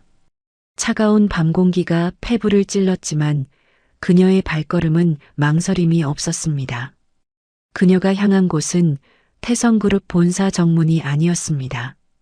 보안이 삼엄한 로비를 피해 청소 용역 직원들과 식자재 트럭이 드나드는 건물 뒤편 하역장이었죠. 가장 낮은 곳에서 일해봤기에 알 수 있는 쥐구멍 같은 그곳. 그날 밤 어둠 속에 몸을 숨긴 서연이 태성그룹의 거대한 빌딩 그림자 속으로 걸어 들어갔습니다. 마치 거인에게 덤비는 작은 개미처럼, 하지만 결코 물러서지 않겠다는 결의를 품고 말이죠. 그날 밤 태성그룹 본사 건물 뒤편은 칠흑 같은 어둠에 잠겨 있었습니다. 가로등 하나 없는 좁은 골목길, 쓰레기 수거 트럭이 지나간 자리에 매캐한 냄새가 감돌았죠. 이서연은 후드티 모자를 푹 눌러 쓴 채 전봇대 뒤에 몸을 숨기고 있었습니다. 심장이 터질 듯 쿵쿵거렸지만 눈빛만은 먹이를 노리는 맹수처럼 형형하게 빛났습니다. 반장님, 나오실 때가 됐는데. 서연은 손목시계를 확인하며 초조하게 발을 굴렸습니다. 새벽 3시, 야간 청소 용역 직원들이 퇴근하는 시간이었습니다. 잠시 후 철문이 끼익 소리를 내며 열리고 파란 조끼를 입은 아주머니들이 우르르 쏟아져 나왔습니다. 서연은 그 중에서 가장 마지막에 나오는 다리를 약간 저는 중년 여성을 발견하고는 조심스럽게 다가갔습니다. 반장님, 작게 속삭이는 목소리에 박 여사가 화들짝 놀라 뒤를 돌아보았습니다. 어둠 속에서 마스크를 쓴 서연을 본 박 여사는 비명을 지를 뻔하다가 이내 눈을 크게 떴습니다. 이 비서님? 세상에, 이서연 비서님 맞아요? 박 여사가 서연의 손을 와락 잡았습니다.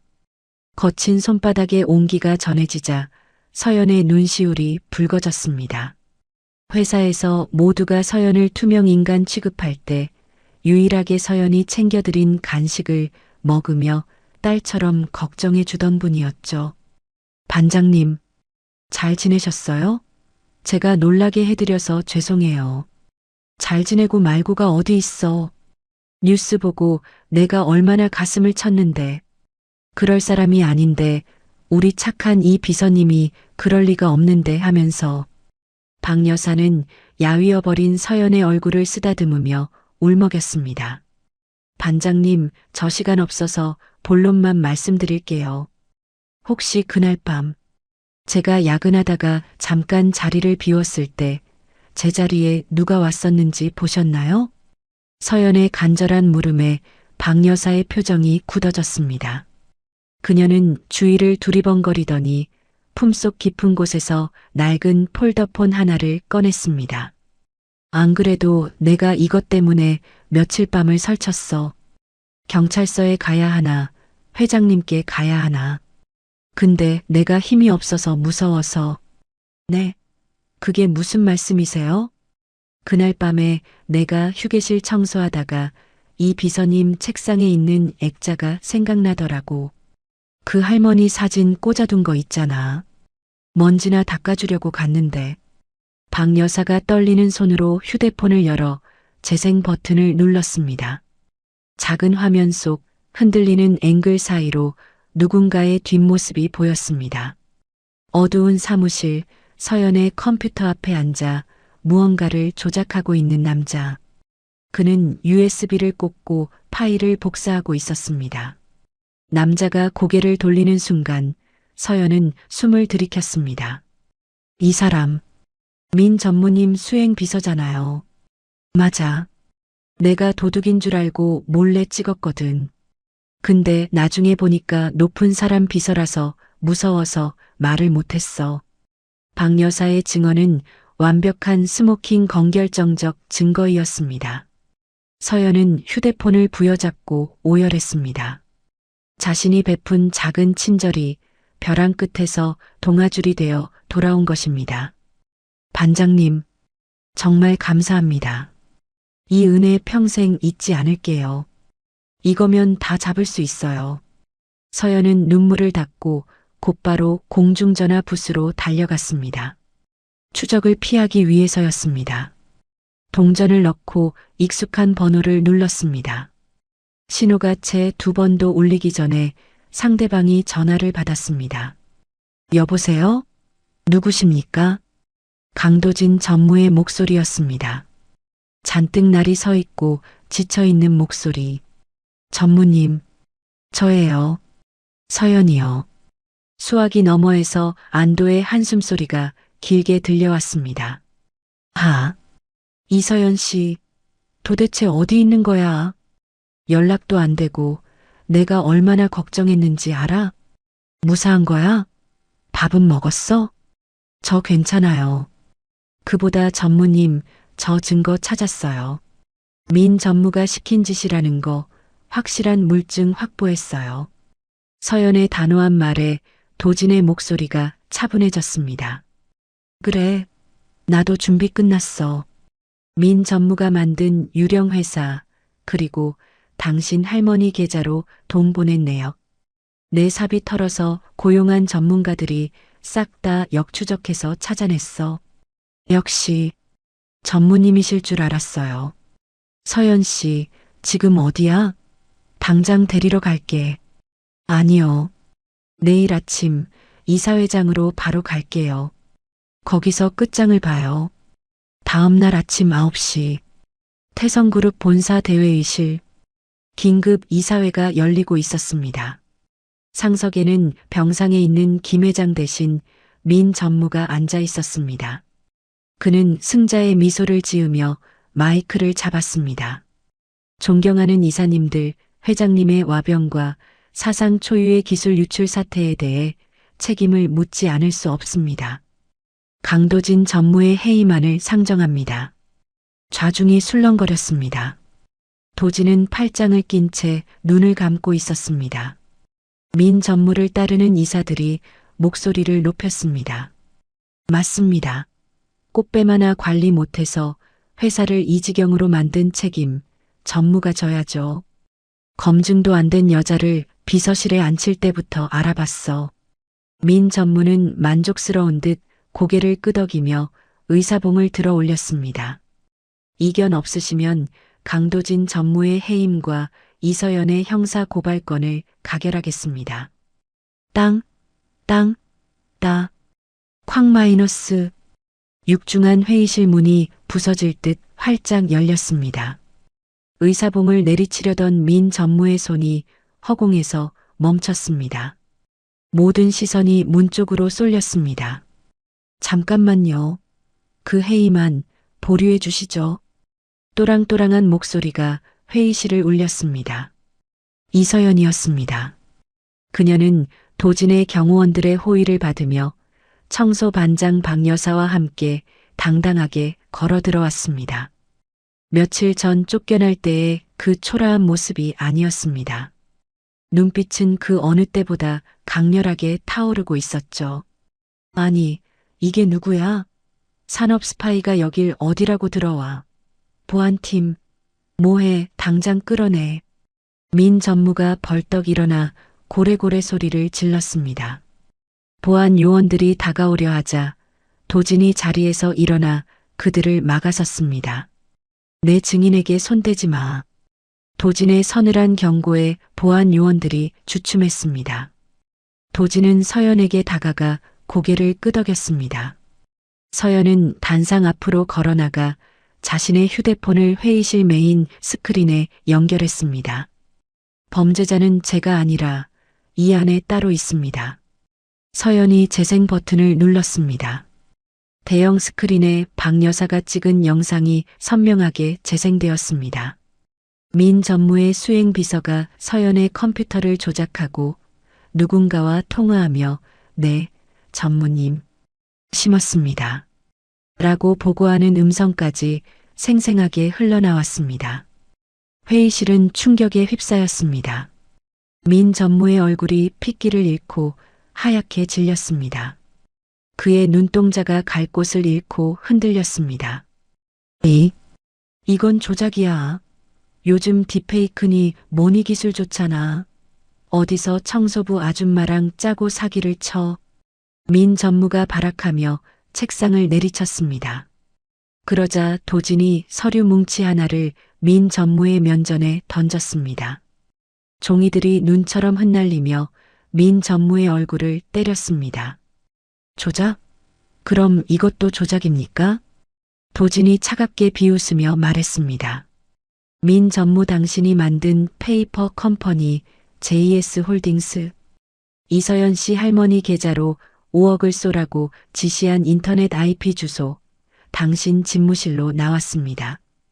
그리고 경쟁사한테 기술 넘기고 받은 뒷돈 내역까지 토시 하나 안 빼고 다 찾았습니다. 도진의 완벽한 팩트 폭격이었습니다. 민 전무는 다리에 힘이 풀려 의자에 주저앉았습니다. 입술이 파르르 떨리며 아무 말도 하지 못했습니다. 어떻게 그걸 다 하루 만에 당신이 샴페인 마시며 웃고 있을 때 우린 목숨 걸고 뛰었으니까. 서연이 싸늘하게 쏘아붙였습니다. 곧이어 사이렌 소리와 함께 지능범죄수사대 형사들이 들이닥쳤습니다. 민상훈 씨 산업기술 유출 및 무고, 횡령 혐의로 긴급 체포합니다. 변호사를 선임할 권리가 있고 형사들이 민 전무의 손목에 수갑을 채웠습니다. 이거 내가 누군지 알아? 나 태성그룹 전무야. 이서연, 강도진. 너네 내가 가만 안 둘 거야. 민 전무는 질질 끌려나가면서도 저주를 퍼부었지만 그 모습은 처량하기 그지없었습니다. 최고의 권력자에서 범죄자로 추락하는 순간이었습니다. 소란이 잦아들자 민 전무 편에 섰던 이사들이 머쓱한 표정으로 일어났습니다. 아이고, 이 비서. 아니, 이 이사님. 우리가 큰 실수를 했네요. 사람을 겉만 보고 판단하면 안 되는데 미안합니다. 정말 미안해요. 그들은 서연과 도진 앞에 고개를 숙였습니다. 서연은 깊은 한숨을 내쉬며 고개를 끄덕였습니다. 사과를 받는 것보다 이제 다 끝났다는 안도감이 더 컸습니다. 도진이 다가와 서연의 어깨를 감싸 안았습니다. 그의 손길에서 따뜻한 온기가 전해졌습니다. 고생했어. 진짜 잘 싸우더라. 전무님이 믿어주신 덕분이죠. 그리고 서연은 뒤에 서 있는 박 여사를 바라보았습니다. 우리 반장님 덕분이고요. 박 여사는 부끄러운 듯 웃으며 눈물을 훔쳤습니다. 도진은 서연을 마주보며 환하게 웃었습니다. 그동안의 오해와 시련이 눈 녹듯 사라지는 순간이었습니다. 두 사람 사이에는 전우애를 넘어선 깊은 신뢰와 사랑이 단단하게 싹트고 있었습니다. 위기는 비로소 두 사람을 더욱 강하게 묶어주는 매듭이 되었습니다. 민 전무가 구속되고 태성그룹이 안정을 되찾았다는 뉴스가 전해진 덕분일까요? 기적 같은 일이 일어났습니다. 혼수 상태에 빠져 있던 김 회장이 3일 만에 의식을 회복한 것이죠. 병실 창문으로 따스한 햇살이 쏟아져 들어오고 있었습니다. 산소호흡기를 뗀 김 회장은 조금 야위었지만 눈빛만은 예전처럼 온화하게 돌아와 있었어요. 회장님, 알아보시겠어요? 저 서연이에요. 서연이 침대맡에 앉아 김 회장의 손을 조심스럽게 잡았습니다. 김 회장이 힘겹게 고개를 끄덕이며 서연을 바라보았죠. 그의 눈가에 이슬이 맺혔습니다. 미안하다. 서연아. 내가 너를 지켜주지 못해서 그 모진 꼴을 당하게 했구나. 아니에요, 회장님. 그런 말씀 마세요. 이렇게 깨어나 주신 것만으로도 저는 충분해요. 서연은 김 회장의 손에 얼굴을 묻고 울음을 터뜨렸습니다. 세상 모든 사람이 손가락질할 때 유일하게 자신을 믿어주었던 어른. 서연에게 김 회장은 단순한 은인이 아니라 아버지이자 할아버지 같은 존재였습니다. 옆에 서 있던 도진이 물수건으로 김 회장의 이마를 닦아주며 말했습니다. 할아버지, 이제 걱정 마세요. 회사도 정리됐고 민 전무일당도 죗값을 치르고 있어요. 그리고 도진이 서연을 바라보며 말을 이었습니다. 서연 씨가 다 해결했어요. 할아버지가 사람 제대로 보신 거 맞아요. 김 회장은 흐뭇한 미소를 지으며 도진의 손을 끌어당겼습니다. 그리고 다른 한 손으로는 서연의 손을 잡아 두 사람의 손을 포개 주었죠. 거칠고 투박한 김 회장의 손 안에서 두 젊은이의 손이 따뜻하게 맞닿았습니다. 서연아, 내가 그때 그랬지? 내 목숨값 300만 원, 300억으로 갚겠다고. 회장님, 저는 돈 바라고 한 일 아니에요. 정말이에요.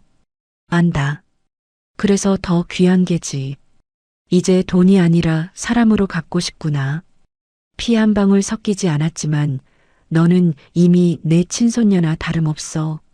내 호적에 입적해서 진짜 가족이 되어주지 않겠니? 서연의 눈이 휘둥그레졌습니다. 가족.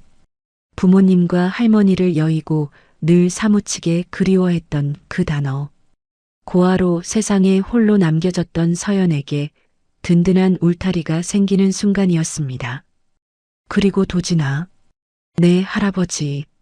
너도 이제 일만 하는 기계처럼 살지 말고 사람 냄새 맡으며 살아라. 서연이 곁에서 평생 이 녀석의 나침반이 되어주거라. 둘이 힘을 합치면 태성그룹은 더 단단해질 게다. 김 회장의 말은 사실상의 결혼 승낙이나 다름없었습니다. 도진의 얼굴이 살짝 붉어졌지만 그는 피하지 않고 서연을 진지하게 바라보았습니다. 할아버지 말씀대로 해요, 우리. 당신이 없으면 내 세상도 태성그룹도 너무 삭막할 것 같아. 나한테는 당신이라는 따뜻함이 필요해. 서연은 벅차오르는 감정을 주체할 수 없어 고개를 끄덕였습니다. 도진이 서연의 어깨를 감싸 안았고 김 회장은 그 모습을 보며 편안하게 눈을 감고 미소 지었습니다. 병실 안은 소독약 냄새 대신 사랑과 행복의 향기로 가득 찼습니다. 그로부터 몇 달 후 서연은 김 회장의 전폭적인 지원을 받아 태성그룹 산하의 희망 나눔 재단을 설립했습니다. 단순히 돈을 기부하는 곳이 아니었습니다. 복지 사각지대의 노인이들, 특히 과거의 자신처럼 긴급 생계비가 없어 꿈을 포기해야 하는 청년들을 찾아내 직접 지원하는 것이 목표였죠. 취임식 날 단상에 선 서연의 모습은 더 이상 누군가의 비서가 아닌 당당한 리더였습니다. 수많은 카메라 플래시가 터지는 가운데 서연은 준비한 원고를 내려놓고 진심을 담아 말했습니다. 저는 1년 전만 해도 300만 원이 없어서 거리로 쫓겨날 뻔했던 사람입니다. 그때 저를 구원한 건 누군가가 내밀어준 손길이었습니다. 돈이 없어서 인간의 존엄을 포기하는 사람이 없도록 제가 그들의 우산이 되겠습니다. 서연의 연설은 TV를 통해 생중계되었고 수많은 사람의 심금을 울렸습니다. 개념 재벌녀, 희망의 아이콘, 서연에게 붙은 새로운 별명들이었습니다. 그녀는 이제 쫓겨날 걱정을 하는 계약직 사원이 아니라 누군가에게 기적을 선물하는 사람이 되어 있었습니다. 시간은 흘러 1년 후, 다시 여름이 돌아왔습니다. 오늘따라 서울 하늘에는 1년 전 그날처럼 구멍이 뚫린 듯 장대비가 쏟아지고 있었죠. 퇴근길, 서연은 고급 세단 뒷좌석에 앉아 창밖을 바라보고 있었습니다. 빗줄기가 차창을 때리는 소리가 옛 기억을 불러일으켰습니다. 그때 서연의 눈길이 어느 버스 정류장에 머물렀습니다. 기사님, 잠시만 세워주세요. 차가 멈추자 서연은 창문을 내렸습니다. 정류장 지붕 끝에서 비를 피하고 있는 한 여학생이 보였습니다. 교복은 낡았고 어깨에 맨 가방은 무거워 보였죠. 우산이 없는지 학생은 빗속으로 뛰어들지도 못하고 발만 동동 구르고 있었습니다. 영락없는 1년 전 서연의 모습이었습니다. 서연은 망설임 없이 차 문을 열고 내렸습니다. 경호원이 우산을 씌워주려 달려왔지만 서연은 손을 들어 제지하고 자신의 우산을 직접 들고 정류장으로 뛰어갔습니다. 학생, 서연이 부르자 여학생이 깜짝 놀라 뒤를 돌아보았습니다. 비에 젖은 앞머리, 불안한 눈빛, 과거의 자신이 그곳에 서 있었습니다. 이거 쓰고 가요. 서연은 자신이 쓰고 있던 우산을 접어 학생의 손에 쥐어주었습니다. 학생은 얼떨떨한 표정으로 우산과 서연을 번갈아 보았습니다. 아니에요. 괜찮은데. 저기, 언니는요? 옷 다 젖으시잖아요. 괜찮아요. 차가 바로 저기 있거든요. 서연은 학생의 손을 꼭 잡아주며 주머니에서 명함 한 장을 꺼내 건넸습니다. 희망 나눔 재단 이사장 이서연이라고 적힌 명함이었죠. 그리고 혹시 정말 힘들어서 포기하고 싶은 순간이 오면 여기로 연락해요. 혼자라고 생각하지 말고요. 알았죠? 학생은 명함을 받아들고 울먹이는 표정으로 고개를 끄덕였습니다. 고맙습니다. 정말 고맙습니다, 언니. 얼른 가요. 비 더 많이 오기 전에. 서연은 학생의 등을 토닥여 보냈습니다. 학생이 우산을 쓰고 멀어지는 모습을 보며 서연은 빗속에 덩그러니 남겨졌습니다. 값비싼 정장이 빗물에 젖어 들어갔지만 서연의 얼굴에는 환한 미소가 번져 있었죠. 누군가의 비를 막아주었다는 기쁨이 차가운 빗물을 잊게 만들었으니까요. 하여간 이서연 못 말려. 그때 머리 위로 빗소리가 뚝 끊겼습니다. 누군가 뒤에서 커다란 검은 우산을 씌워준 것이었죠. 익숙한 목소리, 익숙한 향기.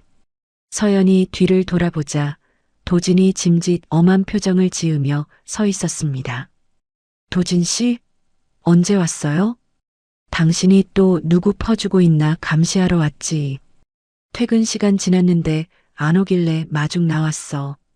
이럴 줄 알았다니까. 도진은 혀를 차면서도 자신의 재킷을 벗어 젖은 서연의 어깨에 덮어주었습니다. 그의 눈빛에는 서연에 대한 사랑과 걱정이 가득했죠.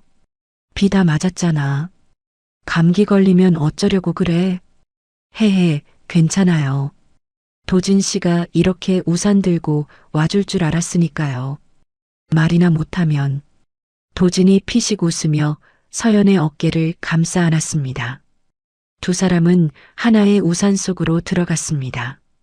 세상은 온통 빗소리로 가득했지만 우산 속만큼은 따뜻하고 평온했습니다. 집에 가자. 할아버지가 저녁 안 드시고 기다리셔. 네, 얼른 가요. 오늘 메뉴 갈비찜이라고 하셨는데. 서연은 도진의 팔짱을 끼고 빗길을 걸어갔습니다. 가로등 불빛 아래 두 사람의 그림자가 하나로 겹쳐져 길게 늘어졌습니다. 비록 300만 원은 사라졌지만 그 빈자리는 이제 돈으로 살 수 없는 사랑과 행복으로 가득 채워져 있었습니다. 세상은 가끔 잔인할 만큼 차갑고 냉정합니다. 하지만 우리가 용기 내어 내민 작은 손길은 반드시 돌고 돌아 더 큰 따스함으로 되돌아옵니다. 서연의 300만 원은 사라진 것이 아니라 행복이라는 이자가 붙어 그녀의 인생을 구원했습니다. 친절은 결코 공짜가 아니니까요. 빗속을 걸어가는 두 사람의 뒷모습이 점점 멀어지고 화면은 비 내리는 서울의 아름다운 야경을 비추며 서서히 어두워집니다. 가끔은 세상이 참 매정하고 차갑게 느껴질 때가 있습니다. 열심히 살아도 제자리인 것 같고 비 오는 날 우산 하나 없이 홀로 남겨진 기분이 들기도 하죠. 주인공 서연이 자신의 전 재산을 내어주던 그 순간 아마 그녀도 엄청난 두려움에 떨었을 겁니다. 하지만 그 바보 같은 용기가 결국 그녀의 인생을 지켜주는 가장 튼튼한 우산이 되어 돌아왔습니다. 여러분도 혹시 지금 힘든 시간을 지나고 계신가요? 어쩌면 우리가 그토록 기다리는 기적은 아주 멀리 있는 것이 아니라 오늘 내가 무심코 건넨 따뜻한 말 한마디, 작은 배려 하나에서 시작되는 것일지도 모릅니다. 서연이의 300만 원이 행복이라는 이자가 붙어 돌아온 것처럼 여러분이 세상에 뿌린 친절도 언젠가 반드시 더 큰 기쁨과 행운으로 되돌아올 거라고 믿습니다. 오늘 이 이야기가 지친 여러분의 마음에 작은 위로가 되었기를 바랍니다. 내일은 여러분에게도 벤츠 군단보다 더 근사한 기적이 찾아오길 진심으로 응원하겠습니다. 이야기를 끝까지 들어주신 분이 계시다면 잘 들었다고 댓글 하나만 남겨주세요. 감사합니다.